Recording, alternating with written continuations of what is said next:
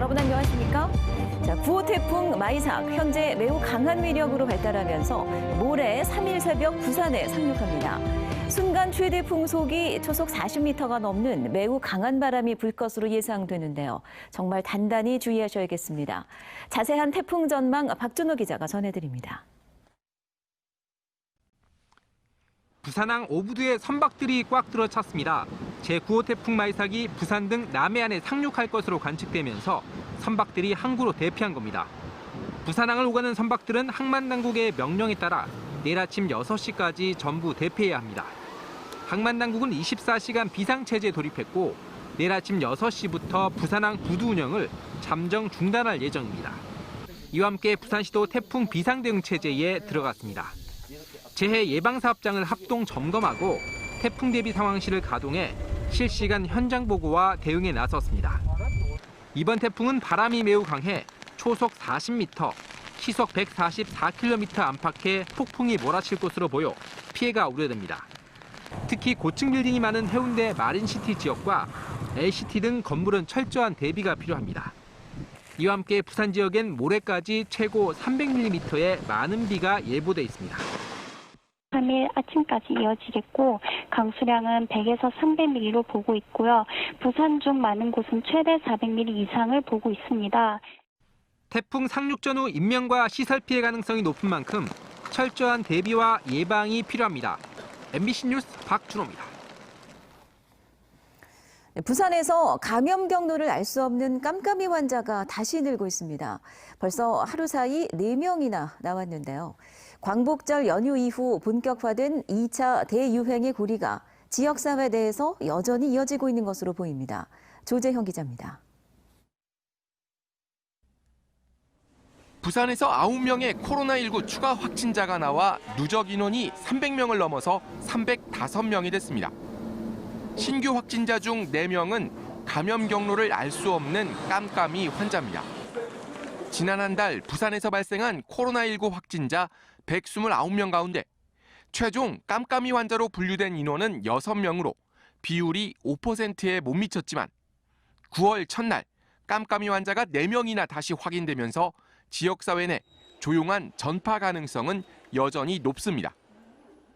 감염원을 알 수 없는 사례가 가끔씩 나타나는 거는 지난 8월 15일 이후 휴가철 이후에 우리가 모르는 지역 사회 내에서의 조용한 전파가 일어났을 가능성이 충분히 의심되는 상황입니다. 그래서 연산동 오피스텔 관련 집단 감염도 2명 추가됐습니다.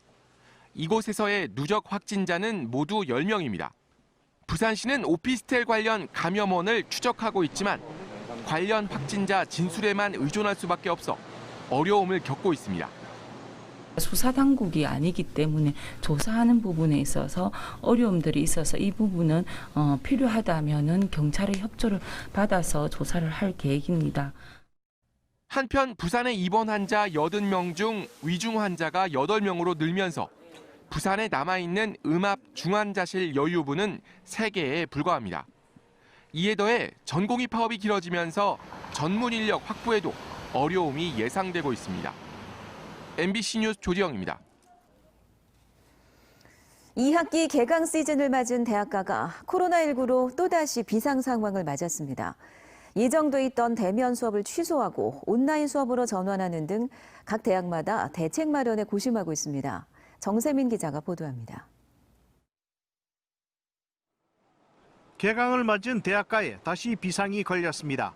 사상 초유의 온라인 강좌로 지난 1학기를 지내온 지역 대학들은 불과 2, 3주 전까지만 해도 2학기에는 대면 수업 비중을 높이는 쪽으로 가닥을 잡아왔습니다.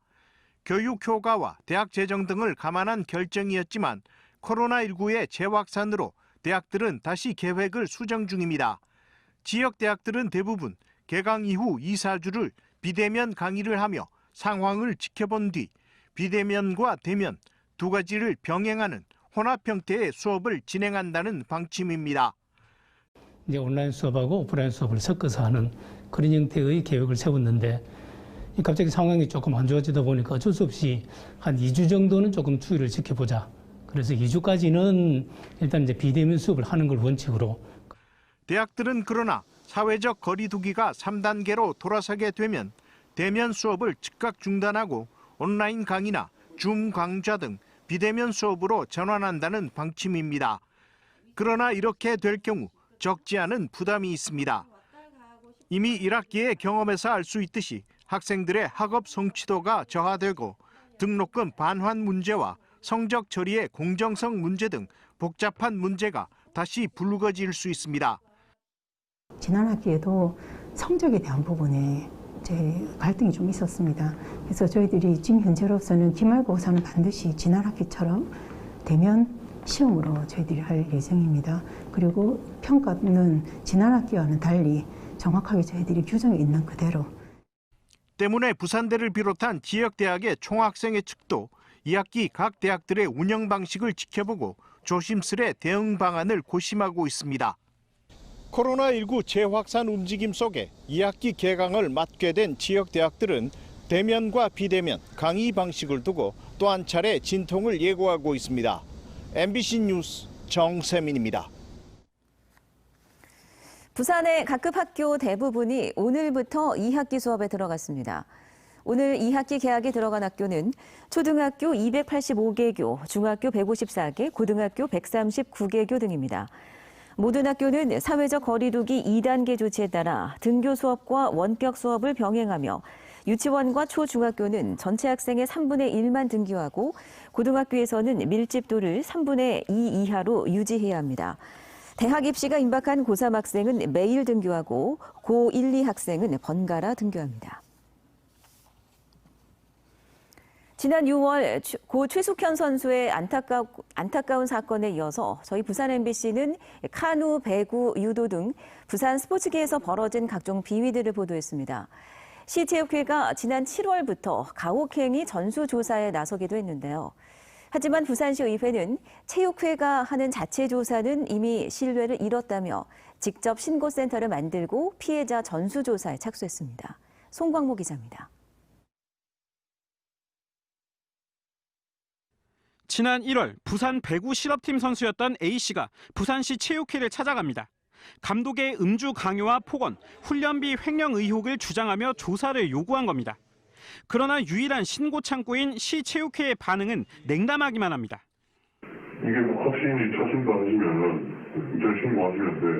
그 이후에 일어난 일에 대해서는 저희는 모릅니다, 이거는. 결국 배구를 그만둔 A씨. 그리고 극단적 선택까지 한 고 최숙현 선수 사례에서 보듯 용기를 내 신고를 해도 되레 2차 피해를 입는 사례가 빈번하다 보니 피해 신고 자체를 꺼리는 게 현실입니다. 실제 시체육회가 자체 실태조사를 하겠다며 선수 270여 명에게 문자 메시지를 보냈지만 답변자는 단 14명뿐. 체육회는 최숙현 선수 외에 피해자가 없다는 결과를 내놨습니다. 그냥 만족도 조사 같은 느낌? 이런 형식의 설문지였기 때문에 거기서 과연 선수들이 과감하게 이렇게 자기 의견들을 표출할 수 있었을까라는 의문점은 사실 있습니다. 부산시의회는 체육회 자체 조사는 더 이상 신뢰할 수 없다며 직접 신고센터를 설치해 이번 달부터 운영하기로 결정했습니다. 신고센터는 시의회 행정문화위원회에 직접 설치되는데 부산에 있는 체육인 전원을 대상으로 폭행이나 성폭행, 횡령, 가혹행위, 갑질 등 각종 비위 사실을 신고받게 됩니다. 신고 내용은 의회에서 직접 조사하고 필요시 가해자에 대해 형사 고발키로 했습니다. 억울하게 선수 생활을 그만둬야 했다거나 다 포함을 해서 할 생각입니다. 직접적인 신고나 제보는 저희 의원 직통 전화라든지 아니면 익명 제보로. 시의회는 신고센터를 상시적으로 운영하고 신고 내용과 과거 비위 사례를 분석해 제도 개혁에 나선다는 방침입니다. MBC 뉴스 송광모입니다. 부산시는 오늘 내년도 국비 가운데 7조 4,171억 원을 확보했다고 밝혔습니다. 이는 2020년 국비 반영액인 6조 6,935억 원과 비교해 10.8% 늘어난 규모로 복지 예산이 3조 7,319억 원, 투자 국비가 3조 6,852억 원입니다. 복지 예산 중에는 저소득층 주거급여 지원 예산이 1,440억 원에서 1,598억 원으로 증액됐고 투자 국비 중에는 사상 하단 도시철도 건설 사업비 지원 예산이 230억 원에서 244억 원으로 증액됐습니다. 부산시는 하반기 공모사업과 지역 뉴딜 사업 예산이 추가로 반영되면 목표액인 국비 7조 5천억 원 확보는 무난할 것으로 전망했습니다. 부산시와 부산시의회가 오늘 코로나19 비상대책위원회 회의를 개최했습니다. 부산시의회 의장단과 부산시 담당 실국장 등이 참여한 이번 회의에서는 코로나19 재확산 대응 방안에 대해 논의하고 두 기관이 협력 체계를 강화하기로 했습니다. 특히 방역조치 강화로 더 힘든 상황을 맞게 된 서민과 중소상공인들을 위한 긴급 대책을 서둘러 마련키로 했습니다. 부산의 한 초등학교에서 소량의 수은이 누출돼 소방당국이 긴급 조치에 나섰습니다. 어제 오전 11시쯤 강서구 한 초등학교 과학실 바닥과 창틀에 수은 방울이 퍼져 있다는 신고가 부산 소방재난본부에 접수됐습니다. 출동한 소방대원은 방호복을 입고 과학실을 통제한 후 누출된 수은을 모두 수거했습니다. 소방당국은 해당 사실을 강서구에 통보하고 누출 경위를 조사하고 있습니다. 오늘 오전 6시 20분쯤 사상구 엄궁동의 한 2층 주택 1층에서 원인이 밝혀지지 않은 폭발과 함께 불이 났습니다. 이 불로 1층에 살고 있던 70대 남성이 온몸에 화상을 입었고 일가족 등 3명이 다쳐 병원으로 옮겨졌습니다. 경찰과 소방당국은 폭발음과 함께 불이 났다는 목격자 진술을 통해 정확한 화재 원인을 조사하고 있습니다. 부산교육청이 오는 3일부터 18일까지 2021학년도 대학 수학능력시험 응시 원서를 관내 교육지원청과 고등학교에서 접수합니다. 접수 시간은 매일 오전 9시부터 오후 5시까지며 토요일과 공휴일은 접수하지 않습니다. 응시 원서 접수는 수험생이 출신 학교에서 직접 하는 게 원칙이지만 고교 졸업자 중 장애인과 수영자, 군 복무자, 또 입원 중인 환자, 코로나19 관련 자가격리자와 확진자 등은 예외적으로 대리 접수를 할 수 있습니다. 또한 타시도 졸업자와 고졸 학력 검정고시 합격자, 또 기타 학력 인정자의 경우 주소지 관할 교육지원처에서 접수하면 됩니다. 부산지법 제5형사부는 기업 구매 전용카드를 이용해 100억 원대 카드깡을 한 혐의로 기소된 모 약품 대표 A씨에게 징역 3년을 선고하고 A씨와 허위 매출 거래를 한 약국 대표 B씨에게 징역 2년 6개월을 선고했습니다. 또 나머지 약국 업주와 병원 행정원장 등 4명에게 징역 1년 6개월에서 2년 6개월을 선고하고 집행을 유예했습니다. A씨 등은 지난 2014년부터 18년까지 모 카드사의 기업 구매 전용 카드를 이용해 거래 약국에서 허위 매출을 올려주면 매매 대금 1%를 약국 대표에게 주는 수법으로 300여 차례에 걸쳐 100억 원 상당의 대금을 카드사에 청구한 혐의 등을 받고 있습니다. 재판부는 피해 카드 회사에서 편취한 금액이 100억 원을 넘었고 범행이 장기간에 이루어졌다며 양형 이유를 밝혔습니다.